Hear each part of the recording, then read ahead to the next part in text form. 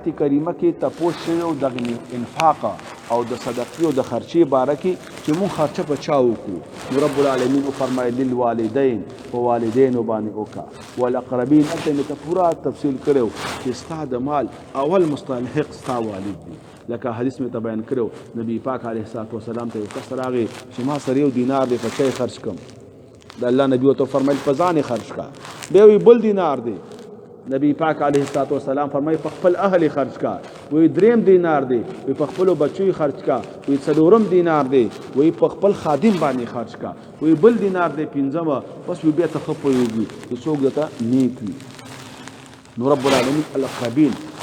دویم نمبر به خپلوان بعضی بدبخت دی خبره مې ته مخکې کړې و د نورو خلکو ته نصیحتونه کوي لیکن خپل والدینو باندې به خرچ نه کوي هغه ته څه نفقه او د ژوند چې کم ضرورت دی هغه نه برابري بیا والدین مجبور شي په سوال کولو باندې بیا والدین مجبور شي بازار کې ګرځي دکان په دکان سوالونه کوي محتاج وي نو داغي ګناه به ته رسیږي داغي وجنه به ته تبا کیږي ستا آخرت به خرابېږي او یو خبره بعض علما کوي چې بعض ګناهونه داسې دي چې یو د والدینو بې احترامي ده دا الله آخرت ته نه پرېږدي په دنیا کې تا باندې خامخا قشان کوي کما تدین تدان والدین سره یې څنګه وکړه قشان به سره خپل بچي کوي او د قشان باز علماء فرمایي استادانو سره چا بد کړی دي په دنیا کې وسره بد شوي دي او د قشان بدکاری زنا وای دا یو قرض دی چې چا سره دی بدکاری وکړه زنا وکړه نو استاد کور نه به دا قرض پوره کیږي یا به ستا ښځه پوره کوي یا به ستا لور پوره کوي یا به ستا مور یا ستا خور نو دې ګناهونه ځان ساتل پکار د خپل ځان لپاره د والدین احترام کول پکای د خپل ځان د لپاره چې سبب د قشان بوډاکی گمزم چې نن د بچو د خپل پلار څنګه خدمت کوي د قشان بستا بچی ستا خدمت کوي که خدمت دی کړي نو سیله به ته ملاو شي او کنا ډوب وګ دی کړي په سیټه شوی سترګې دی پټی کړي او والدین جمدا سي پری خودي د قشان بدل کړي په دغه آیات کریمه کې رب العالمین دا تفوس کیږي صحابه تفوس کې د الله نبی نه چې مونږه څومره مال خرج کو او د کم مال نه خرچ وکړو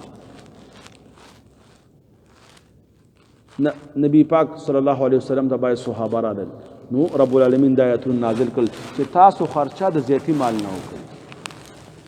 به صحابه او سلفو د دې تفسیر کې لیکي زیاتی مال هغه دی چې استاد اهل او عیال او استاد لباس او استاد خادم نه کم زیات وي په هغه کې خرچه وکړه لیکن دومره بزان نقصان دي کېم نه چې خپل سرمایه بېخکنده خرابه کړي نه دومره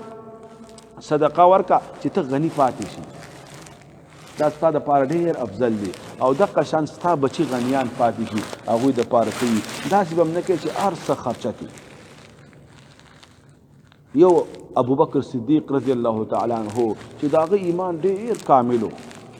ډېر صابر او حلیم سړی و هغه د خپل کور هر څه صدقه کړي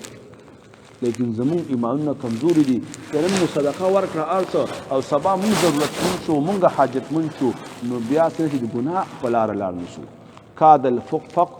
کاد الفقر ان یکون کفرا وی دا فقر هم نږدې دی خبرې ته دی چې سړی کفر طرف ته بولي ډېر خلک داسې وشي تاسو به کتلي چې لاړ شي د دنیا د وجې نه بل مذهب ته عیسیان ځان نه جوړ کړي ډېر داسې وشو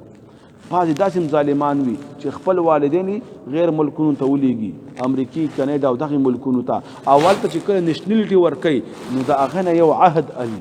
چې زمونږ د قوانینو به احترام کې او دا مذهب به ته خوښې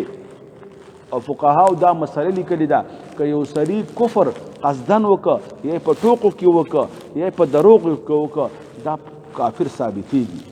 دې ته به حکم د مرتد وي نو دې شي نه اجتناب پکار دی